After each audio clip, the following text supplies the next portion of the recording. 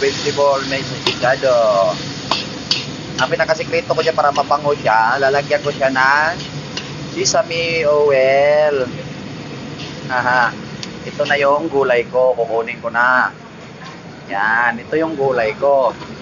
Kukunin ko na siya, ilalagay ko. Ayan. Ilalagay ko.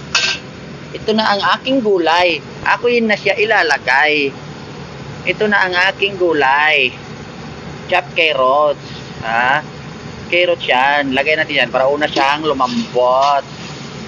Yan. Tapos lagyan ng tubig, konti, para hindi siya mag-dry. Ayan na mga ka-kusinero. Ayan na, oh. Nag-base na yung isang kusinero kong malupit. Oh. Lalarga na raw siya.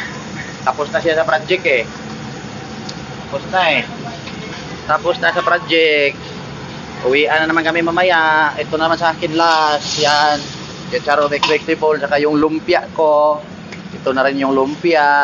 Malapit na rin siya. Lumpia vegetable. Ayan na, ayan na. Ayan na mga kusinero. Oh. Oh, lapit na yan.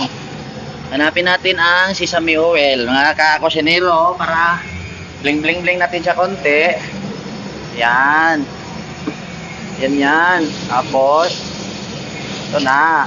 Pero hindi pa nagtatapos yan dahil may ilalagay pa tayo dyan. Kailangan lang natin siyang gupitin para magiging makulay ang kanyang buhay. Ito po siya oh, sutanghon.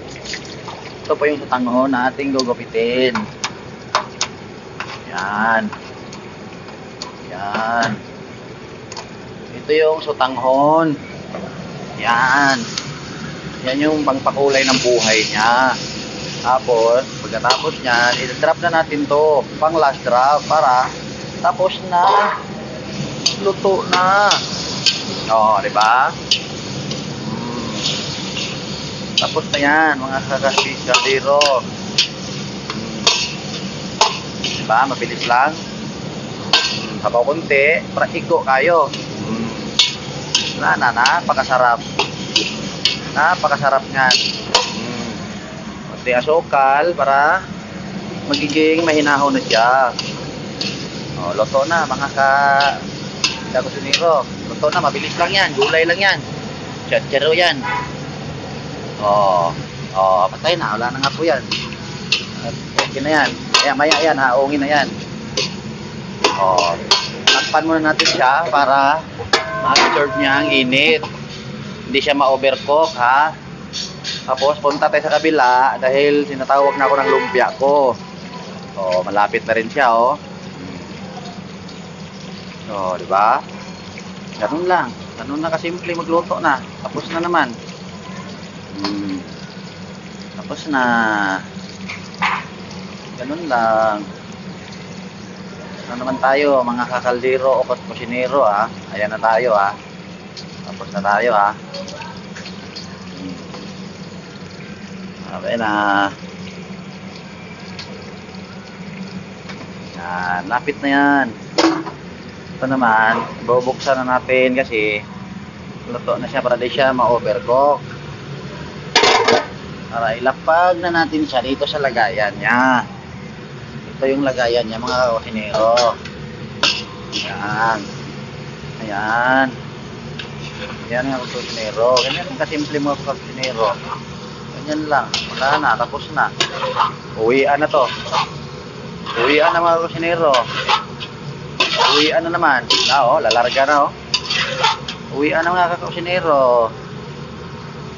Uwian na. Uwian na. Ganun lang mga kusinero. Tapos ang buhay. Bawa natin konti para wala na. Ganun lang. Next vegetable, pagpalakas. Charo, mixed vegetable with shrimp. Ito naman, tapos na. Ang lumpia natin, patayin na natin ang apoy mga kusinero. Ayan na. Ayan na, kukunin na rin natin siya. Baka ma-overcook siya, pangit tingnan. Okay na mga kusinero. Lagitik na kusinero, mga kusinero. Lagitik na, oh. Lagitik na lumpia natin, oh. Mixed vegetable with ground beef naman. Ating lumpia. Diba? Tapos na, kusinero. Kainan na to. Okay, thank you mga kusinero.